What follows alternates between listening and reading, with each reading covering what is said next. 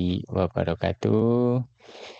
Alhamdulillahirrabbilalamin. Marilah kita senantiasa memanjatkan puji syukur kehadirat Allah Subhanahu wa Ta'ala yang telah memberikan kita banyak kenikmatan, terutama nikmat sehat dan nikmat sempat, sehingga kita pada hari ini dapat melaksanakan perkuliahan kecerdasan buatan pada pertemuan keempat. Salawat dan salam semoga tetap tercurah kepada junjungan kita Nabiullah Muhammad SAW, keluarga, sahabat, dan insya Allah ke kita sebagai umatnya.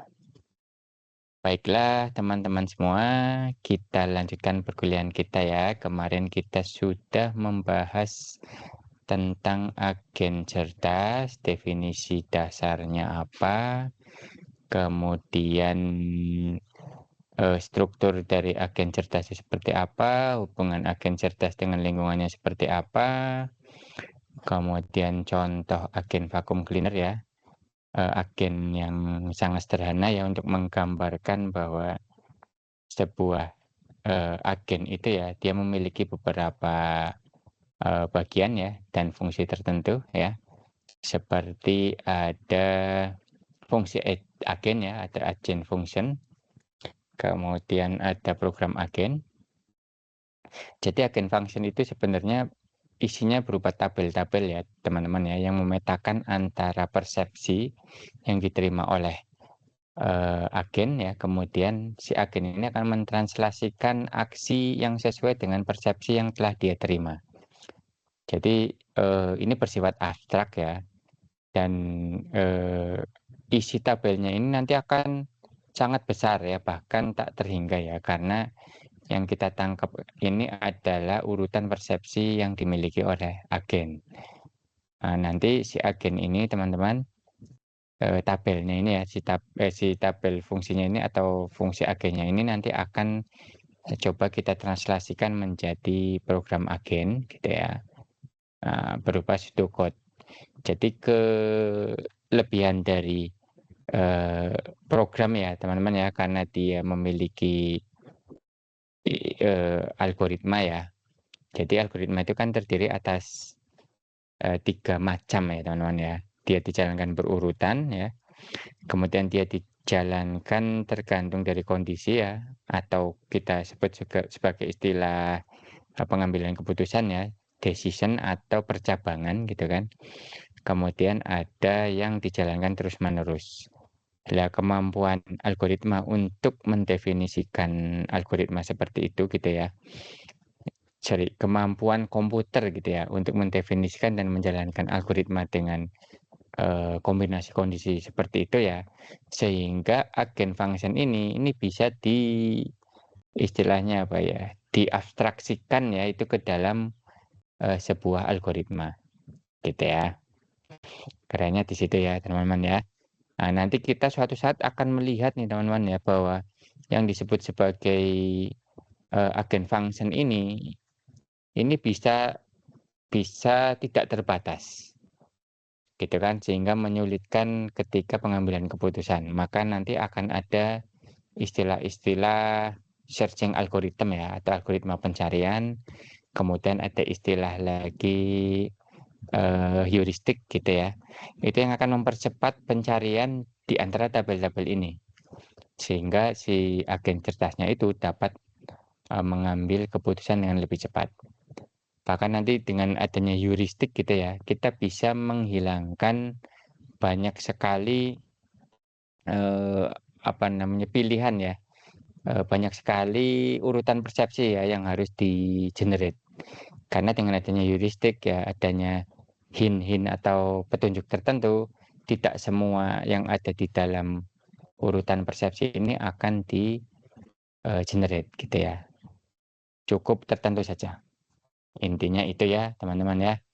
Dan nanti yang perlu kalian perhatikan ketika mendesain sebuah agen cerdas itu adanya sebuah ukuran kinerja ini gitu ya. Sehingga agen cerdas yang kita buat itu merupakan sebuah agen rasional, karena dia bisa menyelesaikan tugasnya itu secara rasional ya. Rasional itu belum tentu berhasil gitu ya teman-teman ya. ada kalanya dia tidak berhasil. Intinya ya dengan kinerja yang terukur gitu ya, yang bisa kita ukur, kita bisa menentukan bahwa agen tersebut itu rasional apa tidak. Gitu ya. Lah rasionalitas agen ini teman-teman ya, kemarin sudah kita jelaskan, ini bergantung sekali dengan eh, apa namanya 4 hal gitu ya. Pertama ukuran kinerja gitu ya, yang menunjukkan bahwa kriteria kesuksesan itu seperti apa gitu ya. Kemudian pengetahuan awalnya, kemudian tindakan yang dapat dilakukan oleh agen, serta urutan persepsi agar agen urutan persepsi ya agen sampai saat ini ya, bukan yang akan datang. Sehingga nanti muncul definisi agen rasional ya, yang secara deskriptif itu adalah untuk setiap urutan persepsi yang mungkin, sebuah agen rasional seharusnya memilih sebuah tindakan yang diharapkan dapat maksimalkan ukuran kinerjanya, mengingat bukti yang disediakan oleh urutan persepsi dan apapun pengetahuan bawaan yang dimiliki oleh agen ya. Jadi agen itu nanti bisa memilih sebuah pilihan ya, yang nanti kalau diukur kinerjanya itu merupakan pilihan yang paling rasional ya, atau yang paling maksimal. Ya, dengan pengetahuan di sini maksudnya dengan pengetahuan yang dimiliki oleh agen sampai detik itu gitu ya. Jadi bukan yang akan datang, bukan ya. Oke, terus karena itu ya maka ada pengukuran namanya performance, environment, aktuator dan sensor ini. Gitu ya, teman-teman ya. Jadi nanti akan kita lihat, sebentar, ini kayaknya kemarin belum ya. Oh, udah ya. Udah ya, teman-teman ya. Udah ya, nanti kita bisa ukur ya, ukur kinerjanya itu menggunakan indikator PIS ini ya, yang singkatan dari performance, environment, aktuator, dan sensor gitu. Jadi nanti kalian akan mengetahui nih bahwa sebuah agen cerdas tipenya apa gitu ya. Kemudian nanti ukuran kinerjanya itu seperti apa. Kemudian nanti dari environment kita akan ketahui bahwa environment tersebut itu memiliki ciri atau sifat lingkungan yang seperti apa. Nah, nanti tugas-tugas yang diselesaikan oleh si agen cerdas itu kan terbatas ya, tergantung dari sensor dan aktuator yang dia miliki gitu kan. Nah, tentunya ketika kita membuat ukuran kinerja gitu ya, itu sensor yang dimiliki dan aktuator yang dimiliki oleh si agen tadi itu bisa memungkinkan ya si agen tersebut untuk memiliki kinerja yang sudah digambarkan. Intinya seperti itu ya teman-teman ya. Makanya kan kemarin-kemarin saya sempat menyinggung ya bahwa apa yang disebut cerdas pada saat 50 tahun yang lalu, sekarang jadi kelihatan nggak terlalu cerdas gitu ya. Karena memang perkembangan teknologi yang semakin tinggi. Terutama nanti di sisi aktuator dan sensor ya teman-teman ya. Ini sekarang sudah mulai sensor-sensor yang bagus itu ya, itu sudah mulai banyak. Kemudian harganya sudah mulai murah. Kemudian sudah dapat diakses oleh orang kebanyakan gitu ya. Oke, ini kemarin kita sudah lihat ya, intinya nanti ada satu ciri atau sifat lingkungan tugas yang kondisi observability-nya itu parsial, kemudian agennya multi agen gitu ya, jadi yang terlibat itu banyak di dalam satu lingkungan tersebut. Kemudian kondisinya itu stokastik ya, stokastik itu eh, apa ya, cenderung runyam gitu ya, runyam tidak dapat diprediksi segala macam gitu ya. Kemudian apakah dari urutan persepsinya itu akan mempengaruhi persepsi berikutnya gitu ya. Kalau sequential berarti dia mempengaruhi ya. Kemudian kondisi lingkungannya dinamis ya, sering berubah-ubah ya. Kemudian continuous ya, sehingga dengan kondisi lingkungan yang partially multi stochastic, sequential, dynamic, dan continuous ini merupakan ciri ya atau sifat lingkungan yang paling kompleks. Jadi kalau kalian buat agen yang bekerja pada lingkungan seperti ini maksudnya taxi driving itu mobil otonomus ya, mobil yang bergerak sendiri, itu berarti, apa namanya, agen yang paling, susah dibikin ya, kecerdasannya seperti apa. Karena melihat kondisi lingkungan tugasnya yang sangat-sangat hektik gitu ya, tidak dapat diprediksi segala macam. Oke, makanya ya teman-teman ya, ketika kita membuat atau mendesain sebuah agen cerdas gitu ya, kadang ya ketika kita belum memiliki sensor atau aktuator yang memadai gitu ya, itu kita, bikin, lingkungannya itu yang menyesuaikan dengan, apa namanya, agen cerdasnya gitu ya. Misalnya kita kurangilah ya, biar biar mobil yang jalan sendiri ini gitu ya, itu mungkin deterministik ya, sama ininya diganti biar biar biar statik ininya statik gitu ya, kemudian deterministnya biar biar tidak determinis ya. Itu biasanya kita bikin, lingkungan tugasnya itu terbatas gitu ya. Kayak misalnya kalau kalian lihat, robot delivery-nya bukan delivery, robot gudangnya di Amazon itu ya teman-teman ya, itu, agar desainnya tidak terlalu rumit ya, maka diganti dengan, lingkungan tertentu gitu ya. Dan robotnya hanya bisa jalan di situ gitu kan. Karena di situ nanti mungkin ada beberapa, bukan sensor ya, ada beberapa indikator atau apa ya, atau tanda gitu, beberapa tanda yang ditempatkan secara khusus. Misalnya ya, robotnya itu hanya berjalan di atas garis yang sudah didefinisikan gitu ya. Makanya nanti di lantainya itu banyak garis-garisnya, sehingga robotnya akan mengikuti garis itu. Dia tidak akan keluar dari itu. Jadi di programnya itu tidak akan keluar dari garis itu. Line following gitu ya. Jadi dia akan mengikuti garis. Atau mungkin kalian kalau lihat robot yang membuat mobil gitu ya, robot las itu ya, itu letaknya juga stationary ya, cuma di situ aja.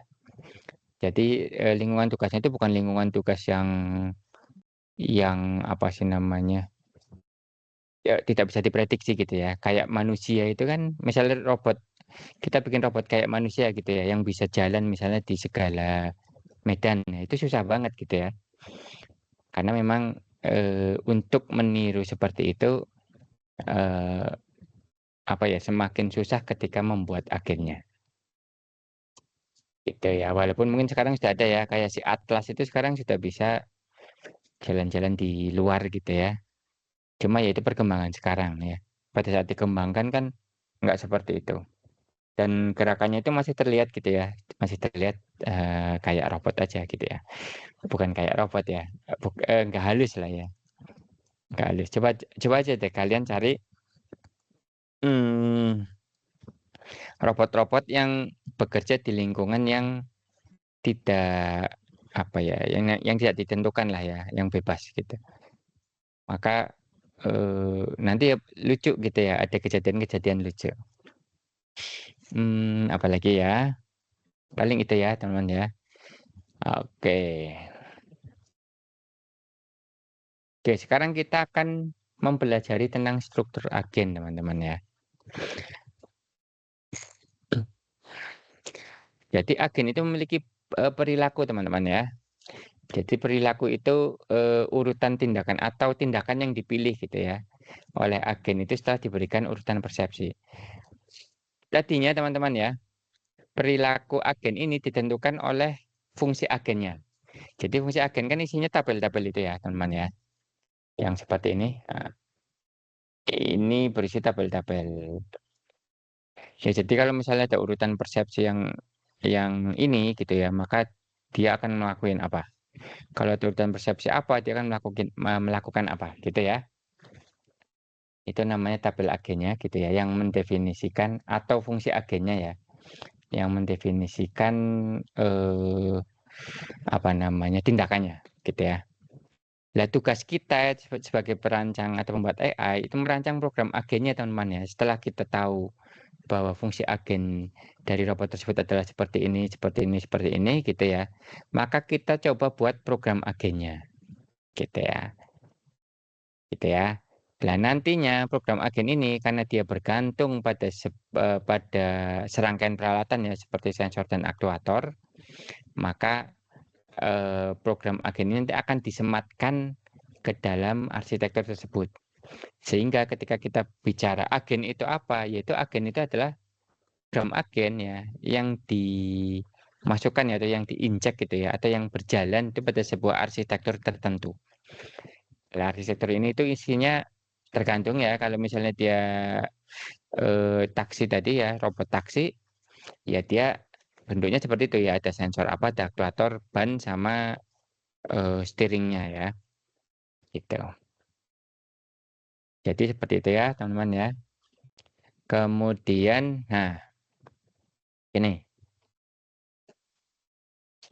Jadi program agen itu intinya sebenarnya dia merubah dari apa ya, dari tabel fungsi agen ini ya, seperti ini ke dalam pseudocode yang seperti ini kan, gitu kan. Ininya seperti itu. Kemarin saya sudah jelaskan tentang ini. Tetapi teman-teman kita ada masalah ya ketika pilihannya itu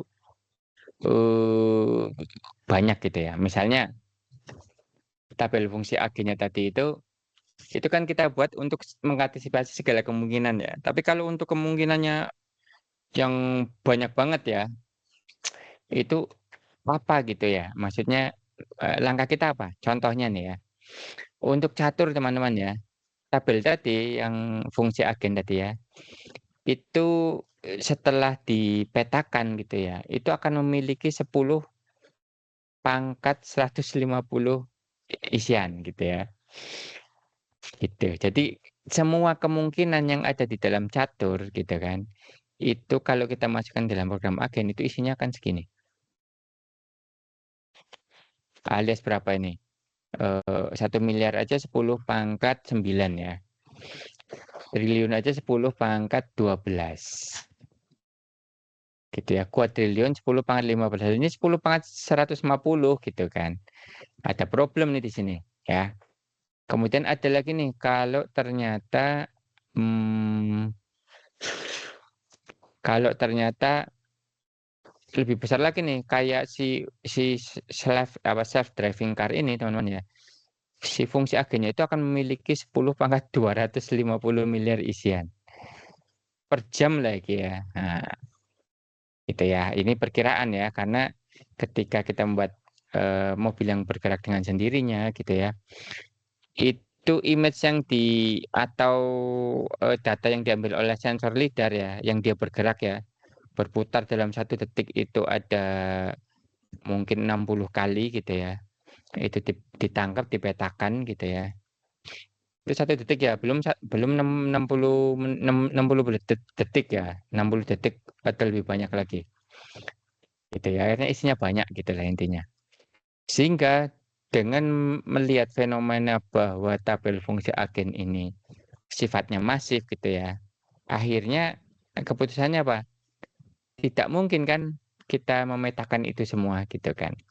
Sehingga banyak timbul permasalahan. Permasalahan pertama adalah kita tidak memiliki cukup memori gitu ya untuk menyimpan tabel karena isinya aja sudah segini ya. Kemudian ya, terus kalaupun misalnya kita cukup punya memori ya, misalnya memorinya ada sekian terabyte gitu ya, mungkin kemungkinan sudah tercapai ya. Itu untuk mengisi tabel tadi itu tidak ada cukup waktu kita ya untuk membuat. Jadi kita metani semua kemungkinan kemudian kita masukkan ke dalam satu tabel. Itu kita sebagai perancang AI tidak akan mungkin bisa. Oke kan? Pertama itu ya. Kedua, itu ada masalah lagi. Ketiga kita ada masalah lagi bahwa agen itu tidak dapat mempelajari tabel yang benar dari pengalamannya.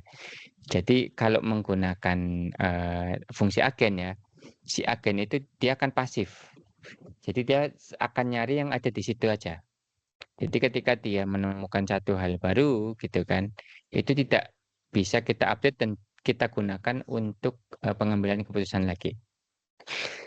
gitu ya. Kemudian yang kerennya lagi ini yang keempat, bahkan pada lingkungan yang sangat sederhana, untuk mendapatkan ukuran tabel yang cukup, perancang AI tidak memiliki petunjuk untuk mengisi tabel tersebut. Gitu ya. Sehingga teman-teman ya, yang kita sebut tadi ya, bahwa kita itu tidak memiliki program agen ya, tetapi hanya memiliki fungsi agen, maka disebut sebagai agen yang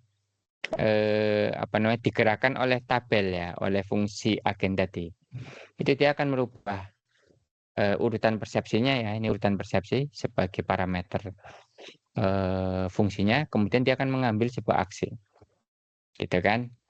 Lah si persepsi sama tabel ini dia bersifat persisten ya, yang mungkin bisa disimpan gitu ya, gitu ya.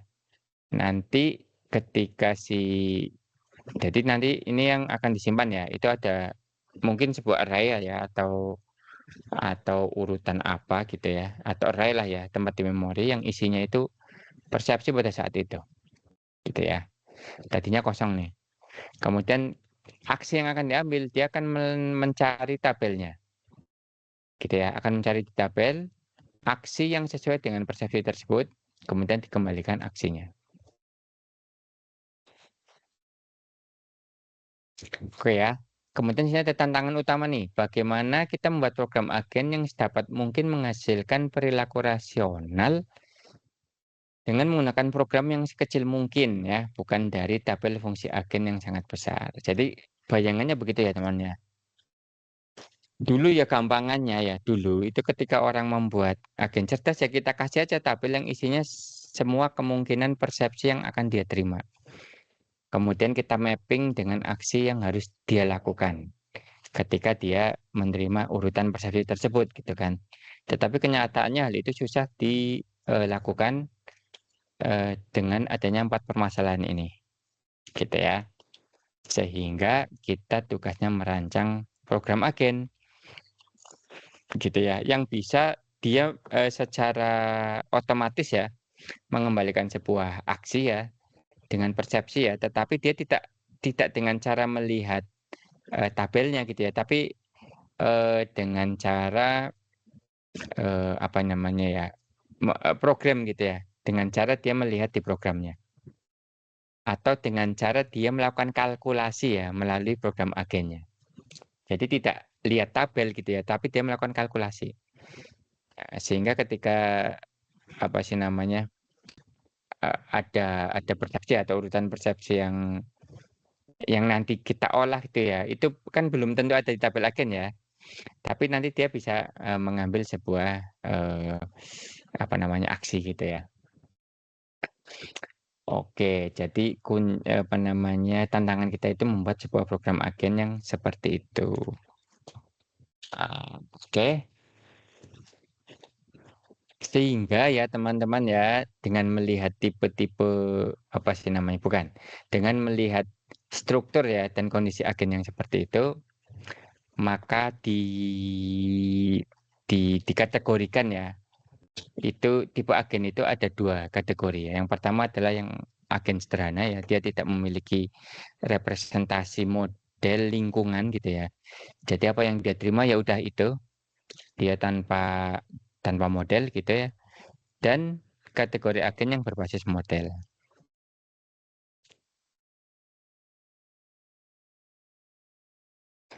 Oke. Kemudian dari masing-masing kategori agen itu ya, itu ada istilah lagi gitu ya. Ada jenisnya lagi. Jadi kalau yang di kategori agen yang sederhana yaitu cuma ada satu, namanya agen refleks sederhana. Simple reflex agent ya. Jadi kalau misalnya nih, kalian melihat AC nih, AC ya, AC kita, dia itu akan mati ketika suhu ruangan sudah sesuai dengan yang kita isikan gitu ya. Misalnya nih, kita memasang suhu AC ruangan di 25 derajat. Jadi ketika ruangannya sudah 25 derajat, dia mati. Ini namanya masuk ke kategori agen sederhana, karena dia tidak memodelkan kamar kita gitu ya. Jadi dia anggap aja, ya udah kalau suhunya segitu dia mati, gitu kan. Terus apa lagi, misalnya kita punya, smart home gitu ya. Smart home tapi sebenarnya nggak smart-smart amat ya, gitu. Smart home misalnya kita setting gitu ya, lampu yang di depan teras itu, kalau intensitas cahaya di luar itu cukup terang, maka lampunya akan mati. Tetapi kalau sudah gelap, dia akan nyala, gitu kan. Nah itu, jadi dia mengandalkan sensor cahaya saja. Jadi ketika sensor cahayanya bilang, ini terang, maka nyala, mati, kemudian ini gelap, maka terang. Ini masuknya ke agen refleks sederhana. Karena dia tidak memodelkan ya lingkungannya, hanya cuma di-trigger sama satu aja, satu apa namanya parameter gitu ya. Dan dia tidak memodelkan seperti itu ya. Atau apalagi nih, hmm, bentar, apakah terang itu memodelkan ya? Kayaknya saya agak salah sih. Coba nanti saya cari ya. Tapi kalau begini, kalau kita bikin lampu ya yang nyala dan mati pada jam tertentu ya.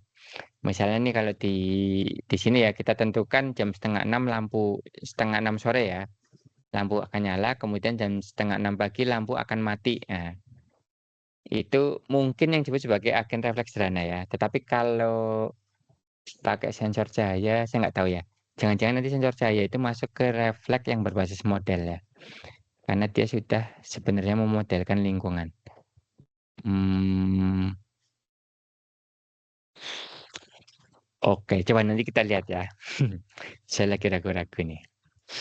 Nah, kemudian dari kategori agen yang berbasis model ini, itu ada 3 agen ya, teman-teman ya.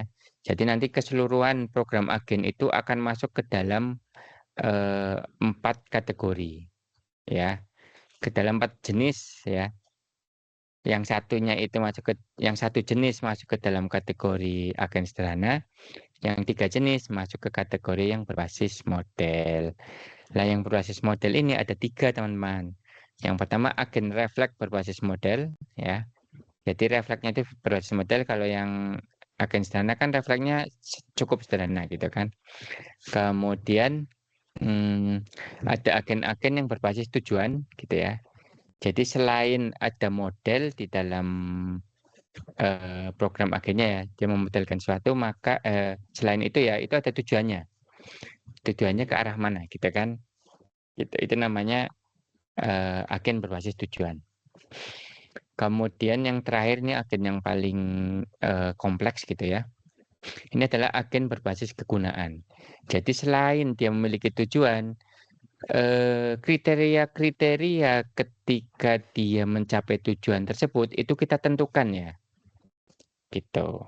Misalnya nih, kita menentukan ketika misalnya kita apa ya, naik taksi gitu ya. Selain harus sampai tujuan gitu ya, dia juga harus misalnya nyaman gitu ya, nggak bikin was-was gitu ya, nggak ngegas, nggak ngerem, gitulah ya. Intinya seperti itu ya, gitu. Nah, kemudian teman-teman ya, itu ada satu agen yang disebut sebagai learning agent. Jadi ini agen yang bisa belajar, teman-teman ya. Jadi dia bisa mengubah parameter-parameter di program agennya tergantung dari kondisi.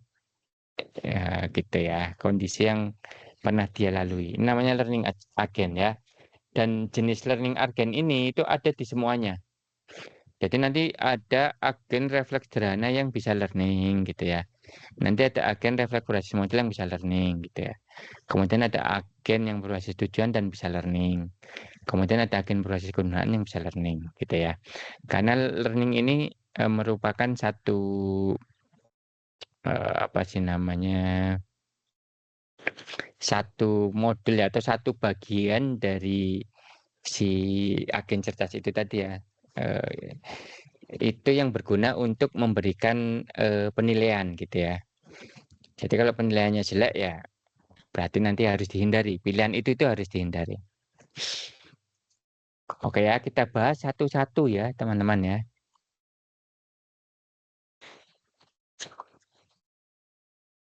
Oke, kita bahas satu-satu. Sebentar teman-teman, saya mau ambil minum dulu.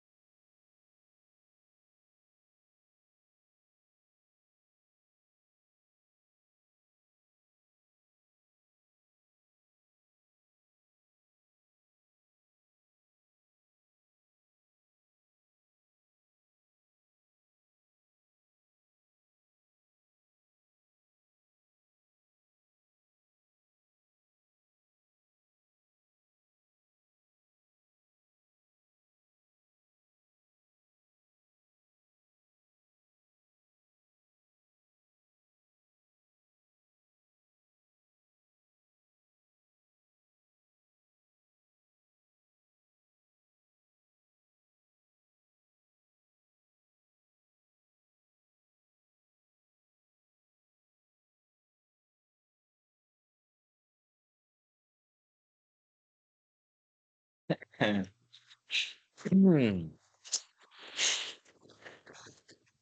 Ya, kita lanjut ya teman-teman ya. Kita lanjut lagi, mana sih? Oh ya, tes. Oke.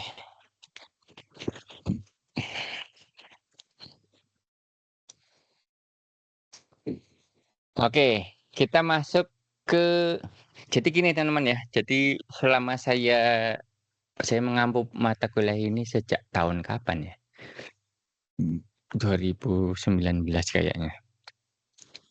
Ya, iya 2019 ya. Hmm, pengetahuan saya tentang ini semakin relevan ketika saya bermain-main apa namanya dengan robotik ya, gitu ya. Makanya nih yang di sini nih land follower ya, hanya dengan sensor garis ini ya teman-teman ya.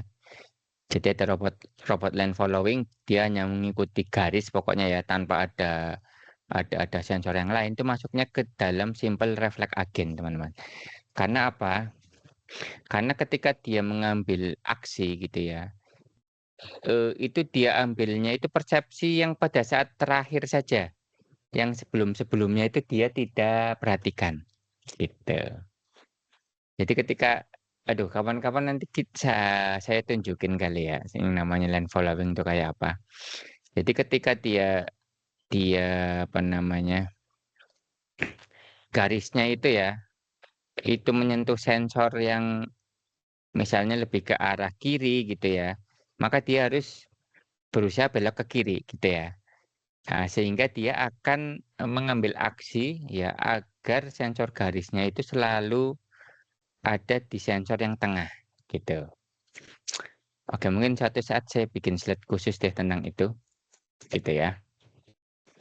Jadi dia tidak ada istilahnya apa namanya, rangkaian persepsi yang sebelumnya itu tidak diperhatikan. Sebelumnya ya ketika kita belajar agen vacuum cleaner ya, ini kita juga bisa menghilangkan, jadi programnya ya itu kita bisa menghilangkan persepsi historinya gitu kan. Sehingga yang tadinya 4T ya, jadi 4 pangkat waktu gitu, T-nya itu waktu ya, bisa menjadi 4 aja gitu kan. Sehingga nanti kita lihat nih di khusus untuk agen vacuum cleaner yang sudah kita bahas kemarin gitu ya. Waduh, kok nggak next. Nah, contohnya ini ya. Tadinya kan tabel agennya itu, fungsi agennya kan seperti ini ya. Dan ini isinya tak terhingga nih. Makanya tulisnya 4 pangkat T tadi gitu ya. Makanya tulis seperti ini. Nah, ketika dia bikin programnya menjadi dengan ketika kita merubah si agen ceritanya jadi menjadi simple refleks, maka kita kan menghilangkan urutan-urutan yang ini kan, persepsi historinya. Ini yang ini dihilangkan. Aduh, saya tambahin deh. Ini saya dapat ide keren. Jadi kita menghilangkan, jadi kan dia tidak melihat urutan persepsi nih. Nah, yang ini kita hilangkan nih. Sehingga yang tadinya dia 4T ya, bahkan sampai 4T itu berarti dia tak terhingga gitu ya. Hanya menjadi 4 saja, 1, 2, 3, 4. Mana ya? Aduh, colored outline. Nah, ini. Nah, ini.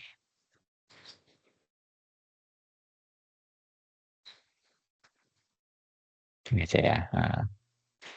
Oke ya, teman-teman ya. Outline.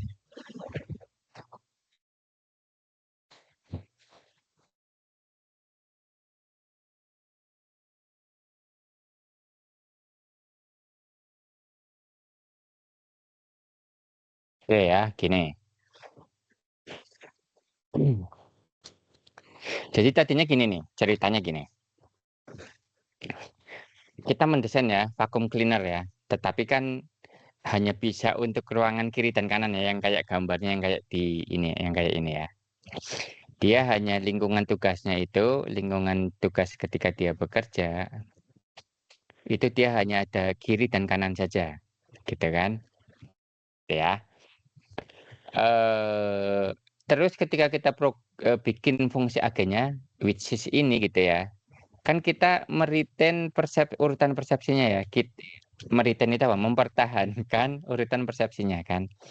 Sehingga ini ketika persepsi yang urutannya itu ada 2, itu ada macam-macam ya. Yang persepsinya ada 3, itu ada macam-macam gitu ya. Yang belum yang 4 ya, belum yang 5. Nah, ketika kita memutuskan bahwa oh ini kita bikin agennya menjadi simple refleks aja gitu kan. Makanya sini disebut refleks vacuum agent ya. Maka yang ada urutan persepsinya itu kita hilangkan tabelnya. Berat akhirnya cuma ada 4 ya pilihan. Yang mana dengan membatasi menjadi 4 seperti ini ya teman-teman ya, kita bisa bikin program agennya itu seperti atas ini. Gitu ya. Gitu teman-teman. Jadi dia bisa menyedot, ini kan menyedot ya, aksinya cuma 2 nih. Menyedot, gerak ke kiri sama gerak ke kanan gitu kan ya. Menyedot, gerak ke kiri, gerak ke kanan. Dengan kondisi sensor yang ada di sebelah kiri ini. Benar, sini kalian paham nggak ya? Coba, ada yang nggak paham? Coba tanyakan.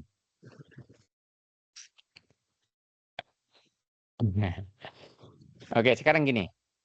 Misalnya nih, kalian ingin membuat robot, bukan robot sih, jangan robot lah ya. Bikin smart greenhouse misalnya ya. Greenhouse yang bisa mengikuti yang bisa mengatur suhunya ya, agar sesuai dengan lingkungan di mana tumbuh kembang tanaman yang ada di dalam greenhouse. Kalian sudah mengumpulkan nih data-data nih, bahwa nanti misalnya kalian mau nanam apa ya, misalnya mau menanam tanaman, hmm, misalnya hidroponik ya, atau tanaman melon deh ya, mau menanam tanaman melon. Kalian sudah mengumpulkan nih, bahwa melon itu bisa hidup dengan baik di lingkungan misalnya cahayanya sekian, apa mungkin ada ukurannya ya sekian persen gitu, saya nggak tahu deh. Nanti kalian cari deh ya di biologinya.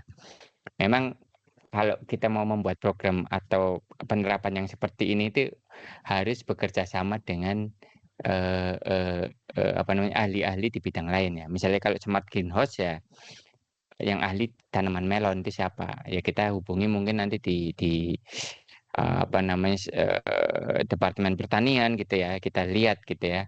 Melon itu kayak apa sih? Mungkin intensitas cahayanya, sebutannya apa sih kalau intensitas cahaya itu? Sebutannya sekian sekian persen mungkin ya. Terus kelembaban juga sekian persen, kelembaban udara, kelembaban tanah gitu kan. Kalau kayak padi di sawah itu kan kelembaban tanahnya 100% ya, karena di apa namanya, direndam sama air ya. Dan tidak semua tanaman itu bisa hidup. Coba aja deh kalian punya tanaman gitu, potnya nggak usah dibolongin ya, tapi disiram air gitu kan, sampai ngendong ya orang kita bilang, sampai menggenang gitu. Itu lama-lama nanti mati gitu ya tanamannya, karena dia memang tidak terbiasa di kelembaban tanah yang seperti itu. Dan nanti kalian bikin smart greenhouse-nya ya, itu dimasukkan parameter tadi, gitu kan. Terus tiap detik, tiap jam, mungkin tiap detik ya, atau tiap tiap 1 menit deh itu dipantau suhunya. Kalau suhunya dia apa namanya, mulai bergeser dari ketentuan, maka ada aktuator yang dijalankan. Misalnya ternyata kelembabannya itu terlalu tinggi ya, maka dia sudah mulai memasukkan misalnya angin ya, atau mengaktifkan dehumidifier ya, mesin untuk membuat lingkungannya jadi kurang lembab gitu ya. Atau kalau misalnya tanahnya mulai kering ya, dia sudah bisa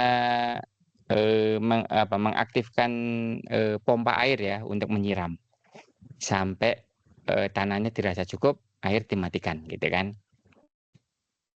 eh, jadi ketika kita melihat atau membuat smart greenhouse-nya itu tanpa menyimpan persepsi ini ya. Jadi aksinya itu tidak dipengaruhi oleh urutan persepsi, maka itu disebut sebagai simple reflex agent. Jadi smart greenhouse itu ya teman-teman ya, itu sebenarnya dia masuk ke simple reflex agent ya. Makanya kemarin ada kakak kelas kalian bikin apa namanya, greenhouse semacam itu gitu ya, itu terlalu mudah gitu kan, akhirnya saya tolak gitu ya. Saya tolak, suruh ganti topik yang lain gitu. Nah ini yang disebut sebagai simple reflex agent ya. Nantinya kalau digambarkan simple reflex agent itu diagramnya seperti ini ya, diagram skematiknya ya. Jadi nanti dia cuma cuma ini ada environment ya, sensornya bilang apa gitu kan, sehingga pada saat itu, pada saat sensornya nangkep ya, kan kita suruh kan, kita coding itu sensornya katakanlah nyala tiap 1 menit gitu ya, biar nggak terlalu sering, tergantung ya, ini karena mungkin tadi saya greenhouse ya.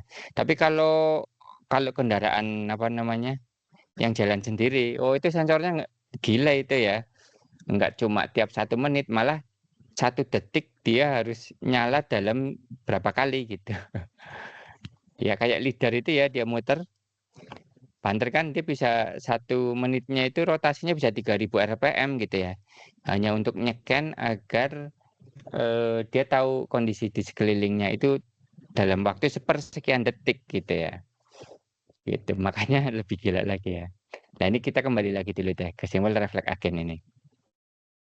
Jadi dia cuma berdasarkan aturan-aturan yang melihat kondisi ya. Jadi kalau kondisinya seperti ini, aksinya apa? Ya udah, dijalankan aja. Kemudian dia menjalankan aktuatornya, gitu ya. Sama kayak tadi lane following ya, mobil lane following atau robot lane following, begitu sensornya itu nyentuh yang kanan ya, maka dia harus belok kanan. Ketika sensornya dia nyentuh yang kiri, maka dia harus belok kiri, gitu ya. Sehingga nanti si garisnya itu selalu menempel di tengah, gitu. Oke, di sini ada keterangan ya. Kotak ini menunjukkan komponen program agennya, gitu ya. Jadi dia komponen-komponen program agen, keadaan saat ini dari proses pengambilan keputusan agen. Kemudian yang oval ini adalah informasi latar belakang yang digunakan dalam proses pengambilan keputusan agen.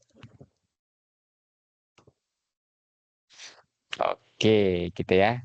Sehingga teman-teman ya, pseudocode ya untuk simple reflect agen itu cukup sederhana ya, cuma seperti ini saja. Ya, namanya fungsi simple reflect agent, dia menerima persepsi ya, dan persepsinya itu tidak histori ya. Jadi dia cuma satu aja. Persepsi udah saat itu seperti itu, gitu kan. Kemudian dia akan mengambil sebuah aksi. Kemudian di sini ada rules ya, ada rules yang akan kita lihat ya, kita look up untuk mencocokkan kondisi saat itu dengan aksi yang harus dilakukan. Gitu ya. Kemudian di sini ada variable state ya. Kita itu nanti akan melakukan interpretasi dari persepsi ya. Jadi fungsi interpret input ini menghasilkan deskripsi abstrak dari keadaan saat ini berdasarkan persepsi yang diterima oleh agen. Gitu ya. Jadi misalnya tadi yang saya bicara tentang apa ya? Contohnya robot aja, robot vacuum cleaner tadi ya. Ketika persepsinya itu dia ada di A gitu kan, kemudian kondisinya kotor gitu ya, dia akan bilang gitu loh, oh ruangan ini kotor gitu ya. Jadi yang ini nih, nah ini kotor nih ya, statusnya kotor, oh ini kotor gitu ya statusnya. Maka di sini state-nya nanti kotor. Sehingga ketika dia tahu di situ ada state kotor gitu kan, aturannya kan kalau kotor, rules-nya itu dia menyedot ya, maka dia akan mengambil aksi yang sesuai dengan aturan. Jadi aksinya menyedot gitu ya. Ya cukup sederhana ya. Jadi sini ada fungsi rule match mengembalikan aturan yang sesuai dengan deskripsi keadaan saat ini. Oke, ini simple reflect agen ya. Terus ini ciri-cirinya teman-teman ya. Ciri-ciri simple reflect agen itu ada 5. Pertama, dia memilih aksi berdasarkan persepsi saat ini. Jadi mengabaikan rangkaian persepsi yang telah dilakukan. Jadi tidak ada tuh menyimpan urutan persepsi, gitu ya. Kemudian menggunakan aturan keadaan aksi ya, alias if then gitu ya. Contohnya nih, jika mobil di depan itu mengerem, maka kita ikut mengerem juga, gitu ya. Misalnya nih kita membuat program sederhana lah ya, biar mobilnya itu bisa mengerem otomatis. Nah, jadi dia mungkin taruhin kamera gitu ya, untuk mendeteksi mobil di depan itu mengerem apa tidak. Gitu kan. Ciri-cirinya apa? Mungkin mobilnya jadi menyala, lampu remnya nyala kan. Jadi kalau kita bikin satu agen ya, yang simple refleks ya, misalnya kalau lampu di depan menyala, mobil depan menyala gitu kan, kita ikut ngerem gitu kan. Tapi itu bermasalah kan ya, kalau misalnya ternyata di depannya itu lampunya mati gitu ya, dan kita tidak tahu mobil depan ngerem, kita jadi nggak ngerem kan, gitu. Makanya kadang dari situ kita mikir yang lain, misalnya kita ganti sensor ya, dengan sensor jarak. Nah, nanti bahasanya begini, kalau mobil yang di depannya itu berjarak kurang dari 10 meter, maka mobil kita mulai ngerem, gitu. Makanya ada tuh kalau di mobil-mobil sekarang ya, mobil yang tidak terlalu mahal, yang belum self driving gitu ya, yang masih ada supirnya, itu ada namanya settingan cost ya, namanya settingan cost ya, istilahnya cost gitu ya. Jadi ketika kita kita namanya apa saya lupa, kita pencet tombolnya coasting gitu ya, maka dia akan mengikuti kecepatan mobil di depannya, teman-teman. Jadi kalau misalnya di jalan tol ya, kita nyalain tuh coasting gitu ya, kita nyalain maka dia akan mengikuti kecepatan mobil di depannya, kita tidak ngerem, kita tidak, ngegas gitu ya. Kalau mobil depannya cepat, mobil kita makin cepat. Kalau mobil depannya apa sih namanya, makin lambat, kita juga makin lambat, gitu. Ada tuh, fitur itu dan fitur itu karena tidak terlalu canggih sebenarnya ya, dia dia hanya simpel refleks agen, maka sudah ada di mobil-mobil yang harganya murah, gitu. Gitu ya. Makanya ditulis di situ tuh, yang nomor 3 tuh. Dia memiliki kelebihan pada fungsi agennya yang sangat sederhana ya. Tapi karena sangat sederhana, tapi kecerdasannya terbatas gitu ya. Kayak tadi ya misalnya, lah kalau misalnya lampunya mati yang di depan gitu, dia jadi goblok ya gitu. Gitu, makanya program-program yang agen-agen yang ciri-cirinya seperti ini karena dia kecerdasannya terbatas, itu biasanya masih dalam pantauan, manusia gitu ya. Misalnya mobil tadi ya walaupun kita nyalain feature costing tadi, dia juga harus, apa namanya, supirnya itu harus tetap memantau. Ya kalau mungkin ya jadi agak bego gitu ya, gitu. Nah kemudian ciri yang keempat, untuk lingkungan tugas yang fully observable, ya simple refleks agen ini bisa dijalankan gitu kan, gitu. Jadi agen ini harus memiliki semua sensor yang diperlukan untuk mempersepsikan lingkungan karena pengambilan keputusan yang tepat hanya dibuat berdasarkan persepsi saat ini saja. Kayak tadi itu line following ya, dia memiliki sensor untuk, mengikuti garis, gitu ya. Kemudian ada perulangan tak terbatas, dapat terjadi pada lingkungan yang hanya dapat diamati sebagian ya. Oke, misalnya nih, apa ya, misalnya infinite loop. Nah, misalnya begini nih, yang ini ya, yang disebut sebagai infinite loop itu ya, kan dia apa namanya, cara kerjanya begini ya, ketika dia kondisinya A seperti ini, teman-teman ya, jadi di ruangan A ini dia kotor, kemudian di ruangan B kotor, dia ketika sensornya bilang, "Oh ini kotor ya," maka dia akan menyedot kan, sedot. Terus dia sensornya jalan lagi, "Oh sudah nggak kotor," dan dia ada di A gitu kan, tapi sudah nggak kotor, maka dia akan geser ke sini, ya kan, ini nggak kotor nih. Lah ketika di B teman-teman ya, dia kan lihat, sensornya lihat, "Oh ini kotor," dia nyedot ya, kemudian sensornya jalan lagi nih, ya setelah nyedot dia jalan lagi, dia posisi ada di B nih, ternyata bersih, maka dia harus gerak ke kiri ya, ke A. Lah ternyata di A itu statusnya masih masih bersih kan, maka dia kalau bersih ke kiri kan, ke B, maka dia akan bolak-balik selama ruangan tersebut bersih. Ini namanya infinite loop. Jadi robotnya agak goblok ya. Misalnya vacuum cleaner, kok ruangannya bersih gitu kan, bersih terus, nanti dia akan gerak kiri kanan. Akan gerak terus, sampai apa, baterainya habis. Gitu kan. Kan ini kan jelek kan kalau misalnya HP-nya jadi habis kan, gara-gara dia tidak melakukan tugasnya. Akhirnya ada istilah namanya randomisasi ini, gitu ya. Jadi kalau dalam kasus vacuum cleaner, ya nanti dia kalau misalnya ya, dia sudah menemukan bolak-balik 2 kali kok bersih, maka dia mungkin akan melakukan namanya, apa ya, randomisasi itu ya dengan cara apa, diam di tempat gitu ya, selama mungkin sekian waktu. Karena, ruangan kotor itu kan butuh waktu, mungkin dia berhenti selama 10 menit gitu kan.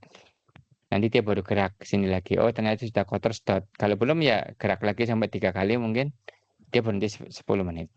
Cuma kan dengan berhenti 10 menit tadi, efeknya banyak kan, baterainya masih ada gitu kan, kemudian tidak terlihat goblok gitu ya, keluar suara gitu. Dan ketika misalnya nanti di menit kelima ada ruangan yang kotor gitu kan, maka nanti kotornya hanya 5 menit saja.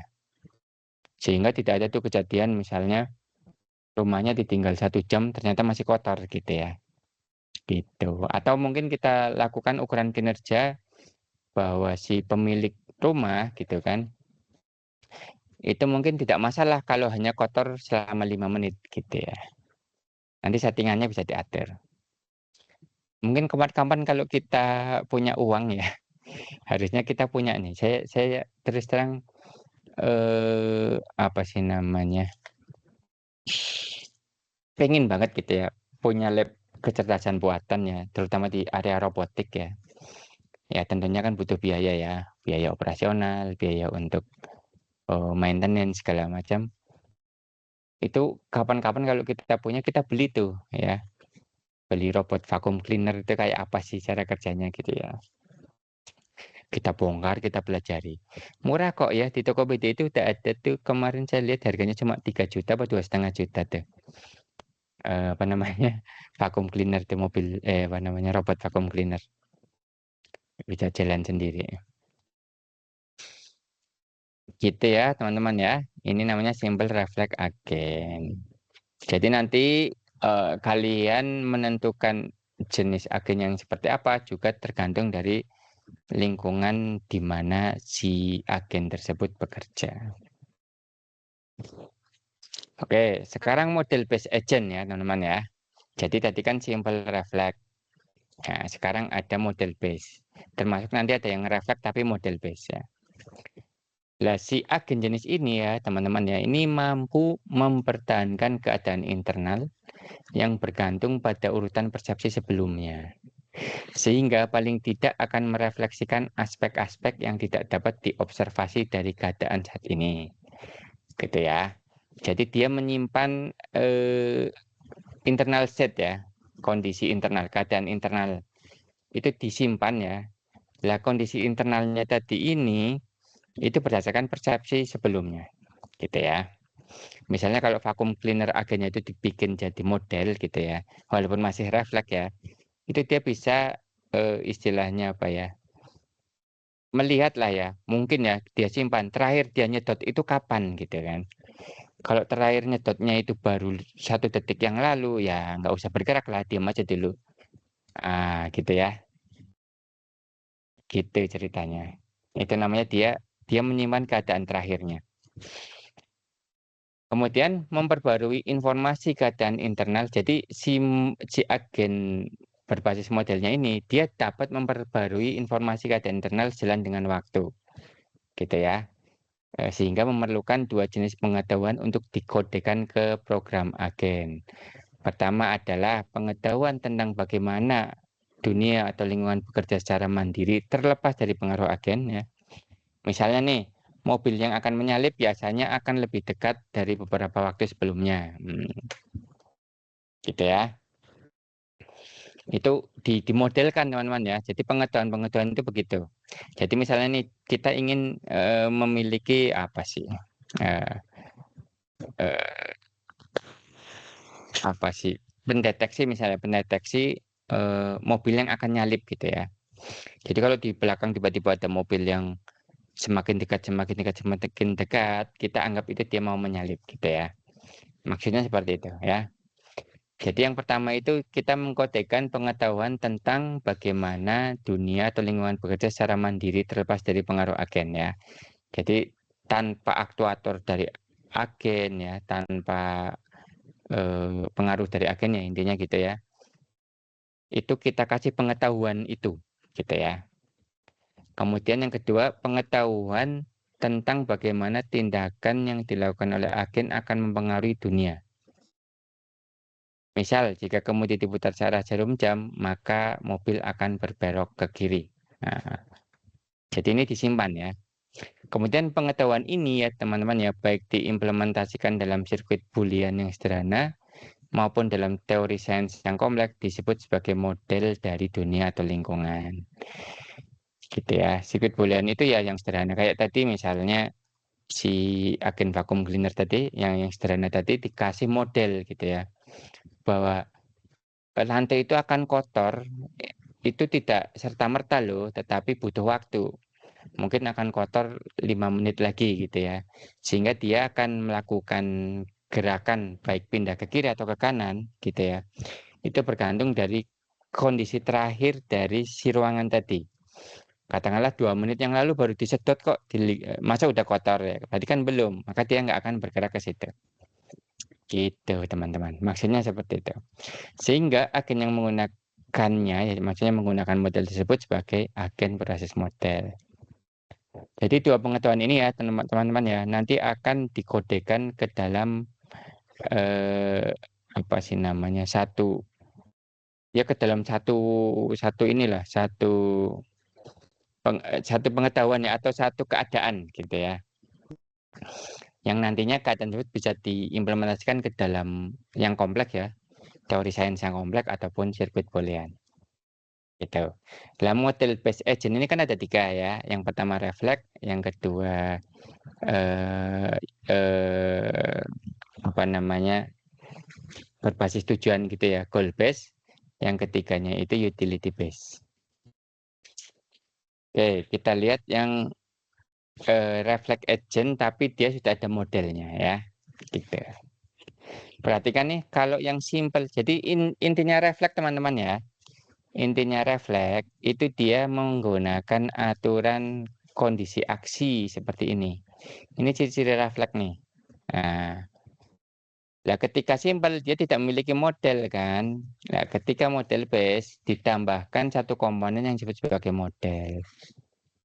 Nah, model ini nanti akan berisi keadaan ya, atau kondisi internal ya, ini maksudnya ya. Kemudian pengetahuan tentang bagaimana dunia ini bekerja gitu ya. Kemudian kalau kita melakukan sesuatu di agennya, maka kita akan melakukan apa, itu dikasih pengetahuan di situ. Ya teman-teman ya.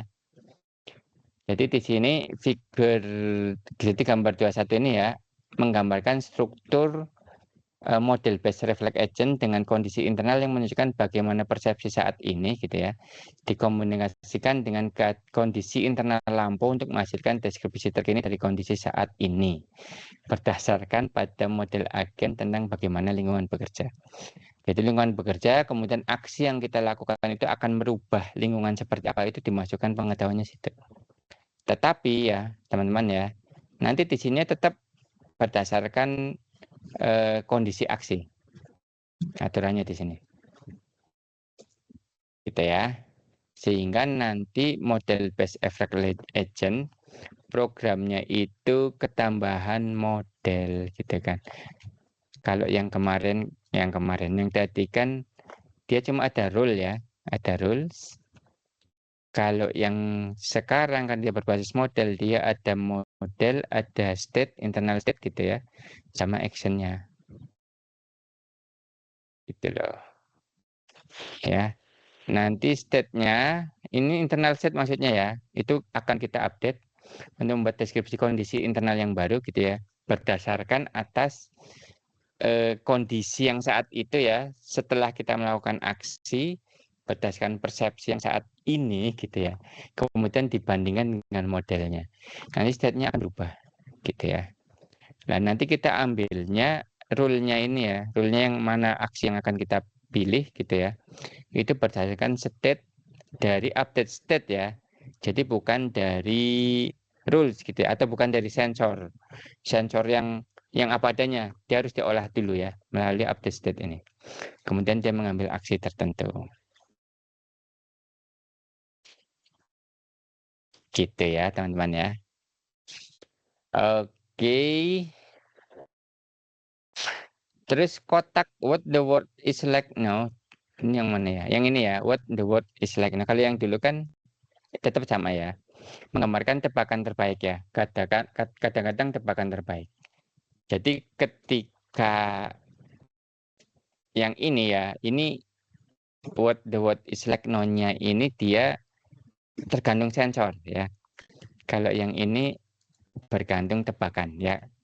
Jadi sensornya tetap masuk ya untuk apa sih namanya? Untuk persepsi saat ininya. Tetapi nanti yang diambil itu adalah tebak-tebakan gitu ya, tebakan terbaiknya. Oke ya teman-teman ya. Kemudian detail tentang bagaimana model-model dan keadaan-keadaan direpresentasikan sangat bergantung pada jenis lingkungan dan teknologi yang digunakan. Jadi sensornya kayak apa, aktuatornya kayak apa, kemudian ya sensor aktuator ya, kemudian lingkungannya dia seperti apa ya, itu akan memengaruhi bentuk modelnya gitu ya. Bab 4, 11, nah ini mungkin nggak akan kita bahas ya, tapi menarik sebenarnya kita bahas ya, itu nggak apa-apa lah. Ini saya tunjukin aja ya dari buku yang kita rujuk. Bab ini membahas tentang contoh model dan algoritma untuk memperoleh model tersebut. Agen jenis ini mampu bekerja pada lingkungan yang dapat diamati sebagian ya. Jadi dulu ya, yang ini kan fully observable ya. Ya. Kemudian yang ini partially observable. Oke ya.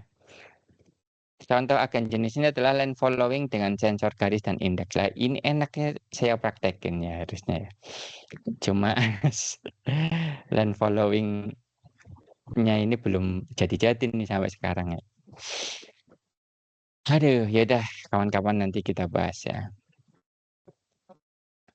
Oke, sekarang goal based agent dia sebenarnya itu juga apa namanya model base ya, tetapi dia berbasis tujuan gitu ya. Oke, premisnya apa nih? Jadi mengerti keadaan saat ini tentang lingkungan tidak selalu cukup untuk menentukan tindakan ya. Jadi apa sih namanya? Istilahnya apa ya? Sebenarnya kita kan hidup di dunia yang kalau saat ini kan ya udah detik itu aja kan gitu kan.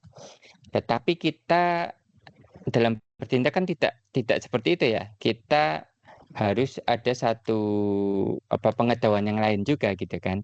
Agar apa yang kita lakukan itu tidak sembrono dalam tanda petik gitu ya. Gitu. Misalnya nih, pada persimpangan jalan ya, misalnya ada taksi pintar nih, autonomous vehicle, bisa belok kiri, belok kanan, atau lurus. Ya, tindakan yang tepat ya, kapan kita belok kiri, kapan kita belok kanan, atau kita lurus ya, misalnya nih, di persimpangan jalan. Itu tidak bisa kita ambil tanpa kita tahu tujuan kita gitu ya. Misalnya nih, saya mau dari Bumayu itu ke arah Purwokerto. Tiba-tiba itu sampai di Aji Barang itu ada pertigaan ya, yang ke kanan dan lurus misalnya begitu ya. Ketika saya mau mengambil apakah lurus atau ke kanan, itu dibutuhkan pengetahuan lain. Pengetahuan lain itu yang disebut sebagai tujuan. Misalnya Purwokerto itu ada di sebelah sana gitu kan. Ya udah kita berarti lurus aja tidak belok kanan gitu kan. Jadi kita tahu tujuannya kita itu ngapain gitu ya. Misalnya dari Bumayu ke Purwokerto kan tujuan kita Purwokerto.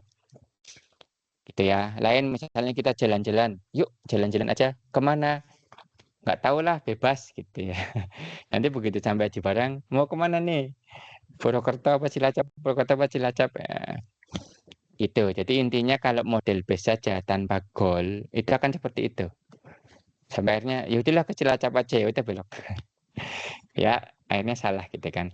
Dengan kata lain, di samping keadaan saat ini, agen memerlukan informasi tujuan. Nah, tujuan kita mau kemana nih? Bukan orang yang tanpa tujuan. Ya, gitu. Program agen dapat mengkombinasikan model ya dan tujuan untuk memilih sebuah tindakan yang dapat memenuhi tujuan. Jenis agen seperti ini disebut sebagai agen berbasis tujuan. Ya, kita modelkan nih dengan atas itu dengan model yang eh, apa sih namanya model base tetapi tidak memiliki tujuan, dia hanya refleks aja. Ya, bedanya di sini. Ya, jadi ketika dia memilih kondisi aksi, gitu ya, itu bukan berdasarkan tabel kondisi aksi tadi gitu ya, tetapi berdasarkan tujuan di sini. Terus kerennya lagi kita ada satu komponen lagi gitu ya. Selain bagaimana dunia saat ini gitu kan, kita punya satu pengetahuan ya, jika saya melakukan aksi A misalnya ya, nanti kondisi lingkungannya akan seperti apa gitu. Ini namanya goal base yang nanti akan diupdate ya berdasarkan dari modelnya. Ini modelnya, gitu. Gitu. Jadi model base gitu ya. Jadi nanti aksi yang diambil oleh agen akan berbeda secara fundamental dengan aturan kondisi aksi yang seperti ini ya. Karena mempertimbangkan tujuannya. Mungkin saja untuk menerapkan agen jenis ini membutuhkan sensor tambahan yang dapat membandingkan kondisi agen saat ini dengan kondisi agen saat tujuan terpenuhi. Misalnya kalau mobil gitu ya, mobil yang bergerak sendiri, perlu ditambahkan GPS gitu ya. Sehingga kita tahu ya arah kita mau kemana gitu. Kalau mau ke Purwokerto ya kita ngambil persimpangan yang ini gitu ya. Kalau ke Cilacap yang ini gitu ya. Karena kita mau pasang GPS ya. Katakanlah mobil kita masih ada di Aji Barang gitu kan. Nanti tujuannya di Purwokerto gitu.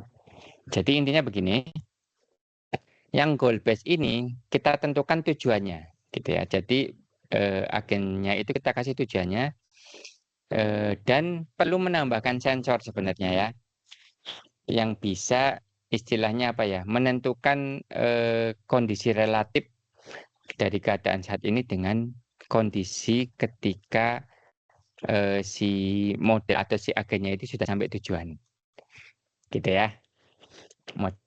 Gampangnya seperti itu. Sehingga teman-teman ya, kalau di goal based agent itu ada algoritma searching dan planning ya. Ini membahas tentang bagaimana cara menemukan urutan tindakan yang memenuhi tujuan dari agen. Nah, ini mungkin akan kita bahas nih yang 3 yang bab 3 ini akan kita bahas ya. Walaupun agen berbasis tujuan terlihat kurang efisien, tapi lebih fleksibel karena pengetahuan untuk mendukung keputusannya direpresentasikan secara eksplisit dan dapat dimodifikasi.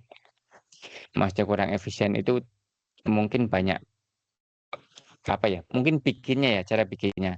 Tetapi dengan adanya pengetahuan teman-teman seperti itu, istilahnya makin ribet lah ya, makin ribet untuk menentukan sebuah aksi ya. Tetapi dengan pengetahuan itu, si agen memiliki pengetahuan tambahan sehingga bisa lebih memaksimalkan kinerjanya. Ya, kinerja ketika dia mengambil keputusan intinya. Oke. Bandingkan dengan agen refleks yang mengharuskan kita menulis ulang banyak aturan kondisi aksi. Gitu ya. Jadi kayak tadi itu ya. Mungkin kita sudah memetakan nih ya kalau kalau apa ya? Ya gitulah kita kita membuat tabelnya itu banyak gitu ya. Gitu. Kemudian perilaku agen berbasis tujuan dapat dengan mudah diubah menjadi tujuan yang berbeda. Hanya dengan mengubah tujuannya saja, gitu ya. Bandingkan dengan refleks agen ya, kita mesti menulis ulang aturan keadaan aksi. Jadi misalnya nih, kita udah jalan ya, tiba-tiba tujuannya kita rubah ke Cilacap. Nah, itu kita tidak perlu nyuruh urutannya ke Cilacap gitu ya. Dia tiba-tiba aja bisa langsung ke Cilacap. Nah, ini namanya goal based agent, teman-teman ya. Kemudian agent yang terakhir namanya utility based agent ya. Nah, ini dengan tujuan saja tidak cukup untuk menghasilkan perilaku yang berkualitas nih teman-teman ya. Pada hampir semua lingkungan ya. Karena untuk mencapai tujuan ya bisa melalui lebih dari satu cara. Ya. Pengukuran kinerja lanjutan perlu dilakukan karena untuk tujuan yang sama, proses untuk mencapainya bisa lebih dari satu. Proses yang lebih berfaedah ya atau bermanfaat atau berguna ini disebut sebagai utility ya teman-teman ya. Ini lebih diutamakan untuk mencapai tujuan. Misal nih, mengambil aksi yang lebih cepat, lebih aman, lebih diandalkan atau lebih murah atau efisien dari beberapa aksi yang mungkin.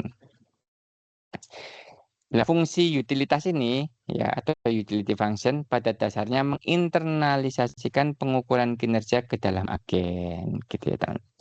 Contohnya apa lagi ya? Contohnya mungkin ya itu tadi ya ketika mobil bedanya ya antara goal base ya dari Bumbayu ke Purwokerto. Kalau yang utility base ini dia bisa mengkalkulasi beberapa solusi dan cari mana yang lebih terserah ya. Ada yang lebih nyaman atau lebih cepat gitu kan. atau gimana, gitu kan. Misalnya nih, kita kan tahu ke arah Purwokerto itu bisa melalui beberapa jalur gitu kan. Ada yang bisa lebih cepat gitu kan, merasa lebih nyaman gitu kan. Lebih cepat bisa diatur nih, cari yang mungkin trafiknya eh, apa sih lagi sepi gitu kan. Kalau misalnya trafik jalan utama ramai, kita pakai jalan-jalan kampung misalnya ya. Nah, itu namanya utility base namanya teman-teman ya. Gitu. Sehingga kalau kita lihat ya, tadinya itu di sini cuma tujuannya, pokoknya tujuan saya itu ke Purwokerto misalnya ya. Itu ditambahkan ukuran kinerja di sini nih. Nah, kita tambahkan pokoknya gini. Jadi kita nyuruh supir ya misalnya, Mas saya mau ke Purwokerto dengan cepat.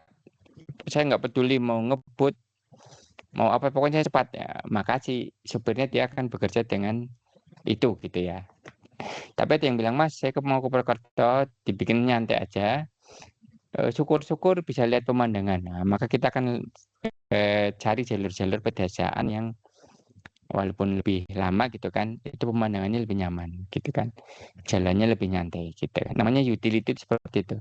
Jadi di sini ada komponen lagi gitu ya. Namanya utility gitu. Cirinya ya, utility based agent itu dapat digunakan pada lingkungan yang partially observable dan stokastik, yang mana memang seperti ini cara dunia itu bekerja. Secara teknis, rasional utility based agent memilih aksi yang maksimalkan utility ya, expected utility dari serangkaian aksi yang mungkin. Bab 16 menunjukkan fungsi utilitas dalam sebuah agen rasional. Nah, nanti silakan baca sendiri ya. Apakah semudah itu membuat utility based agent? Memang benar agen seperti itu cerdas, tetapi tidak mudah untuk dibuat. Agen jenis ini harus dapat memodelkan dan melacak lingkungannya, suatu usaha yang melibatkan banyak riset pada bidang persepsi, representasi, penalaran, dan pembelajaran. Memilih rangkaian aksi yang memaksimalkan utility merupakan tugas yang sulit dan membutuhkan algoritma canggih. Rasionalitas sempurna tidak dapat dicapai secara praktis walaupun menggunakan algoritma secanggih itu karena dikarenakan kompleksitas komputasi juga. Itu ya teman-teman ya. Itu. Jadi mungkin mobil taksi ya, taksi yang sederhana itu teman-teman ya. Itu dia masih bisa dibuat menggunakan goal base ya. Mana ya goal base ini ya? Ya, bisa dibuat dengan jenis goal base ya. Tapi kalau ingin lebih keren lagi ya ditambahkan satu fungsi untuk menghitung fungsi-fungsi utility-nya tadi ya. Oke. Kemudian khusus learning agent teman-teman ya. Ini adalah satu apa ya? Gitu. Satu modul atau komponen tambahan di dalam agen-agen untuk apa ya? Dia bisa belajar dari pengalamannya. Gitu ya. Nanti di sini ditambahkan agen pembelajar ya. Ada elemen belajar, ada elemen kinerja, ada kritik, ada pembangkit masalah. Gitu. Jadi nanti tergantung di sini ya, agennya yang model mana, ditambahkan ini teman-teman ya. Ditambahkan modul ini. Gitu. Dan ditambahkan komponen ini juga. Dah intinya itu sih. Elemen pembelajar bertanggung jawab untuk meningkatkan kemampuan agen, elemen kinerja bertanggung jawab dalam memilih tindakan berdasarkan persepsi yang diterima. Elemen ini merupakan agen yang sebelumnya kita pelajari. Oh gitu, elemen kinerja. Oh ini, nah, ini elemen kinerjanya. Berarti ketambahan kritik aja ya.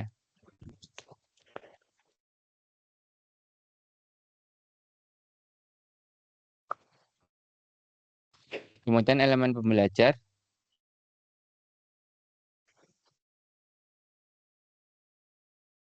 Mana sini? Elemen kinerja yang ini teman-teman. Ini agen yang hijau ini ya. Itu bisa kita taruhin. Dia itu refleks, kemudian refleks model base atau utility base atau goal base. Yang ini ya, ini kita ambil aja terus misalnya gini, kita ingin membuat yang model ya yang utility base tapi learning ya. Berarti nanti dia ketambahan sesuatu di sini komponen pembelajar kemudian dia memberikan feedback ke sini. Gitu ya. Berupa knowledge lagi ya, berupa knowledge lah ya. Knowledge tambahan gitu. Oke, intinya itu mekanisme belajar dapat dikonstruksi untuk meningkatkan sebagian dari agen. Kritik memberitahu elemen belajar seberapa baiknya tindakan agen dibandingkan dengan standar kinerja yang sudah ditentukan. Adanya kritik ya, karena hanya berdasarkan persepsi saja tidak mengintegrasikan kesuksesan tindakan agen. Standar kinerja itu adalah apa? Ini apa ya? Ini satu istilahnya apa ya? Aturan ya, bukan. Satu statement kinerja yang harus dipenuhi oleh si agen tadi. Ada pembangkit masalah ya, pembangkit masalah bertanggung jawab untuk menyarankan tindakan-tindakan lain yang mengarah pada pengalaman-pengalaman yang baru dan informatif dengan cara menyarankan tindakan-tindakan eksplorasi yang walaupun pada awalnya terlihat kurang optimal, namun kemungkinan akan menghasilkan tindakan yang lebih optimal. Elemen belajar dapat mengubah semua komponen pengetahuan dalam diagram agen ya. Jadi knowledge itu tadi ya bisa diubah oleh elemen belajar. Proses pembelajaran di dalam agen-agen cerdas dapat disimpulkan sebagai proses memodifikasi masing-masing komponen agen sehingga komponen-komponen tersebut menjadi lebih sesuai dengan informasi umpan balik atau feedback dari kritik. Dengan demikian meningkatkan keseluruhan kinerja agen. Oke. Ya, mungkin itu dulu ya teman-teman ya. Yang ini nggak perlu lah ya. Ini nggak perlu deh. Oke. Nanti kita langsung masuk ke algoritma searching ya untuk menentukan bagaimana sebuah agen mengambil tindakan yang sesuai dengan goalnya ya, dengan tujuannya. Begitu teman-teman. Oke, saya rasa itu aja teman-teman ya. Tolong dipelajari lagi di istilahnya apa ya? Di apa ya? Sesuaikan dengan di dunia kerja ya atau di dunia luar ya, pengetahuan kamu yang lain gitu ya. Untuk lebih paham. Oke, saya rasa itu aja ya teman-teman. Mari kita tutup dengan membaca doa kafaratul majlis. Bismillahirrahmanirrahim. Subhanakallahumma wa bihamdika asyhadu an la ilaha illa anta astaghfiruka wa atubu ilaik. Terima kasih banyak. Saya akhiri. Wassalamualaikum warahmatullahi wabarakatuh. Waalaikumsalam warahmatullahi wabarakatuh. Terima kasih, Pak.